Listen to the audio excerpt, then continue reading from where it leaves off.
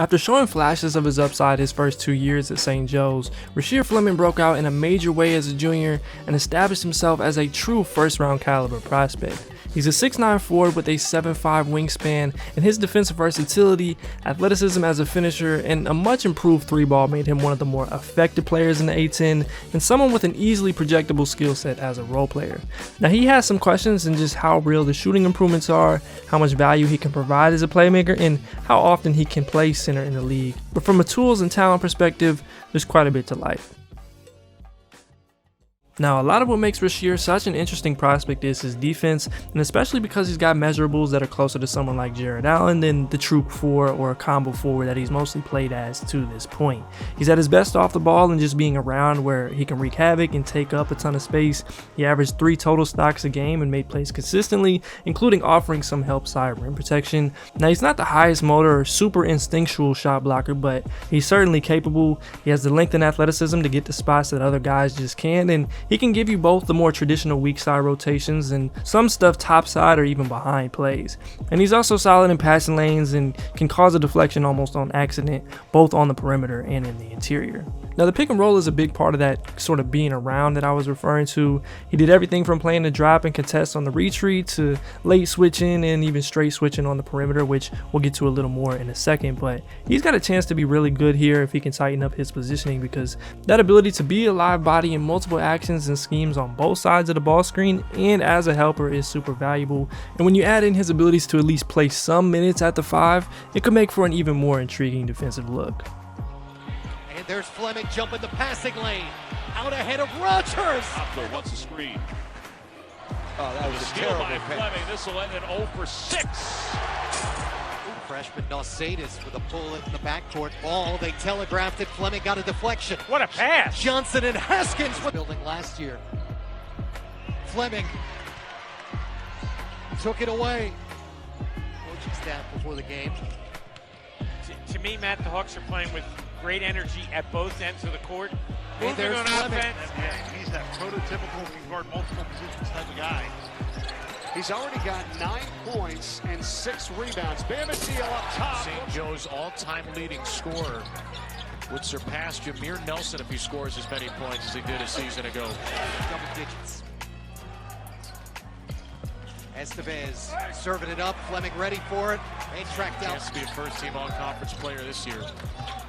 Lead back to 4. St. Joe's been great for the line, and Fleming with active hands. The D has been sensational, and then on the other end, they shoot a ton of threes.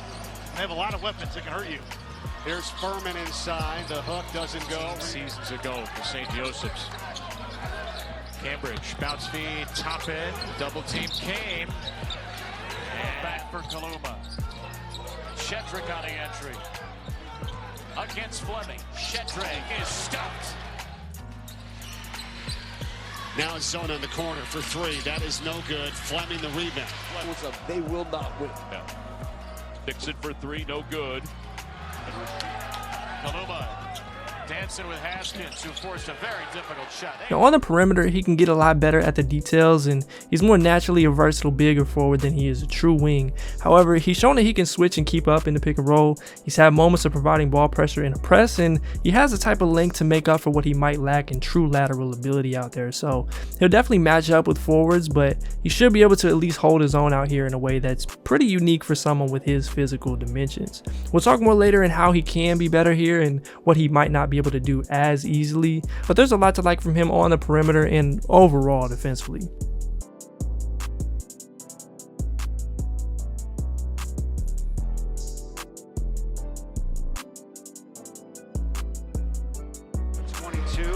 The other 13 games this season, 3 of 46. Yeah, I mean, he's an 18% three-point shooter coming into the game.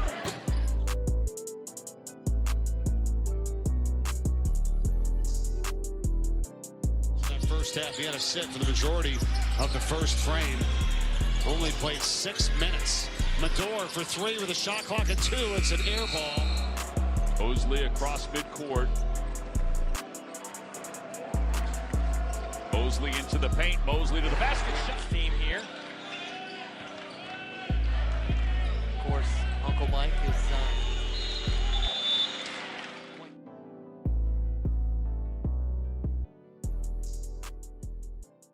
Now offensively, Rasheer projects to be a play finisher and off-ball threat, both on the wing in more of a traditional forward sense, and a lot of it has to do with how effective he's been at the bucket and the physical tools he has to make it happen. He's a very good run and jump athlete and does a good job of applying those tools. He finished about 70% of his opportunities at the rim, including over 40 dunks, and in the half court he does a lot of work as a cutter and operating around the paint for high percentage looks. He'll cut out of the corner on 45s or execute a set, and again, he's got the type of frame I believe will always keep him a threat. He's also capable as a roll man. He's fairly agile in traffic. He gets to the paint quickly after setting a screen or ghosting, and he's athletic enough to be a lob threat, though they didn't make that connection quite as often as he's probably able to. And then he was in the 90th percentile in points per possession in transition. He shot nearly 65% from the floor there, and whenever he does decide to really push on the gas and run the floor, it almost always resulted in something good happening, whether it was an opportunity for him or drawing the defense. Now he doesn't really grab and go right now. Maybe that happens a little more in the future, we'll see. But in running lanes on the wing, in the middle of the floor, and knocking down a couple threes as a trailer, he's capable of being a positive asset changing ends for sure. Maybe already with 6 turnovers, they're a lead in not turning it over. They're number 15 in the country in turnover percentage. Fleming got the lead. Another team coming from 16 down, and then Dixon picks up Brown. That leaves Fleming wide open. There's no miss. Fleming leaking out for some fireworks. Brown to Reynolds. Well, they got it to him. Now they got a foul. And now Reynolds to Fleming, right to the rim, two-handed. As Fleming leaks out. enjoying the bank shot display, and Reynolds chucks it ahead to Brown. Oh! Rasheer Fleming Gets shut off in a double team, and the ball is taken away. Another turnover. That's 5 now in the game. Fleming.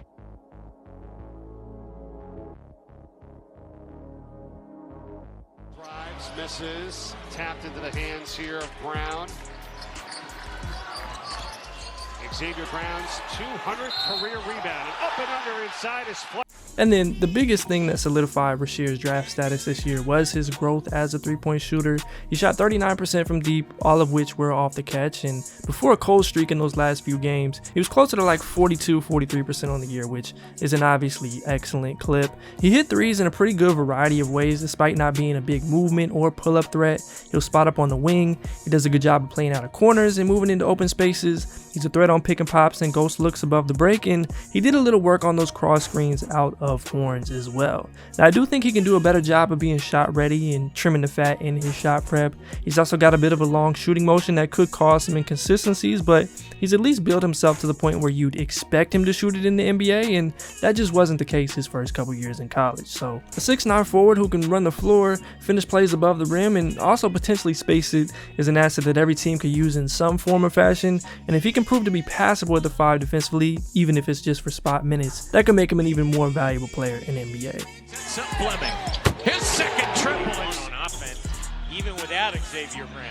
Fleming wide open. Give him another one. Understood. A lot fewer. Happens to the best of us. A lot of talent on that team for sure. Lost a bunch of close games this year as well. Here's a 3, Fleming. 52-29. Particular Simpson role the new system wants you to do, and Coach Lang says, I just want you to be you. I want you to be the player that you were in high school. Go out and ball. ECU and St. Joe's. St. Joe's can score points with nobody's business. Fleming for 3. Defensive first half and then have adjusted in the second half. In a way, the last 3 games have all had this feel. But I was going to say, you would see it and not look at the first.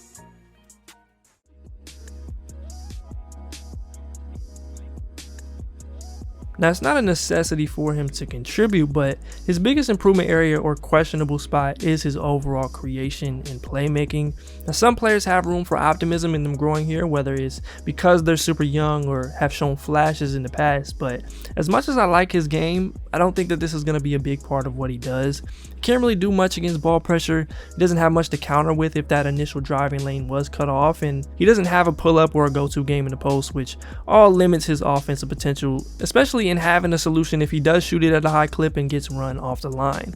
Now, he's at least a good enough mover to give you a straight line drive on limited dribbles. If he's second side or pops and sees a lane, he's shown that he's at least capable of taking a dribble and starting out, and I think it should be expected that he will do some of that in the NBA as it becomes a clear point of emphasis in NBA spacing. But after that, I think it's going to take some significant development, and at that point there will be some more questions about him as a decision maker too. So it's less about asking him to be KD and more about being able to make teams pay in more than one way, which is becoming more required than before.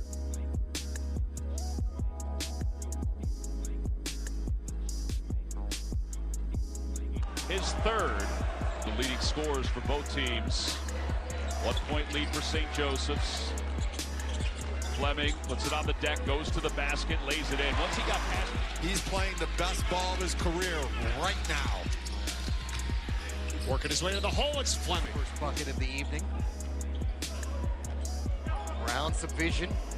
Fleming got to the basket, dropped it right in on top of. Defense has been pretty darn good for the Spiders. This is as close as Richmond has been since it was 26-16, and now Fleming takes it. 5-point lead, 7:20 to play first half. Fleming, long step through and a Now, the other part of this is he doesn't really offer much as a passer. Obviously, when you can't put pressure on a defense as a ball handler and pull-up threat, it makes it tougher to make plays for others in a significant way, but his feel for seeing plays before they develop and doing more of the little things hasn't been there in a major way.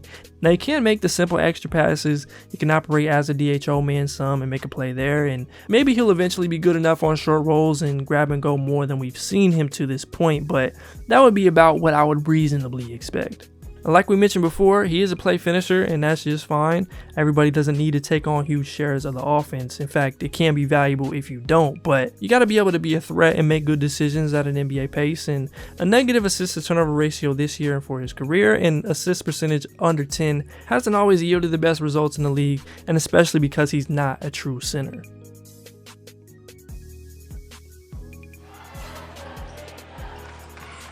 Fleming with a catch in front of Green.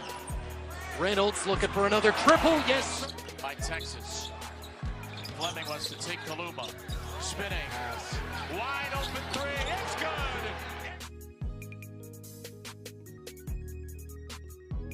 The missed dunk by Reynolds, feeling it right now. Good dish to Fleming off the roll. Corner three, Simpson. And the last spot that I wanted to detail was some of his positioning on defense and the work on a perimeter. Now, I'm pretty confident in his overall defensive upside, and I think his physical tools give him room for error that others just don't have, but there is some stuff that he can clean up in terms of timing and execution on coverages. And then while I think the screen navigation, the closeouts, and lateral movement are all intriguing for a big or a forward, it's not quite what you'd want from a wing, and I think that does shift how he should be described. I think he'll move around and switch fine, but he'll need to improve some of that and give up advantages less to handle matching up with NBA level wings as easily. There's at least a chance he's more of a tweener defensively than he is versatile, at least in terms of matchup. I think that can be one of the tougher things to identify sometimes, but him easing that concern will come either from here or showing that he's physical enough and can handle the responsibilities of a 5-man consistently. 3 offensive rebounds, 5 total, and he'll charge into the lane and score it. Leading the offense right now. St. Joe's winning the kills game in an analytic that catches how many stops you have.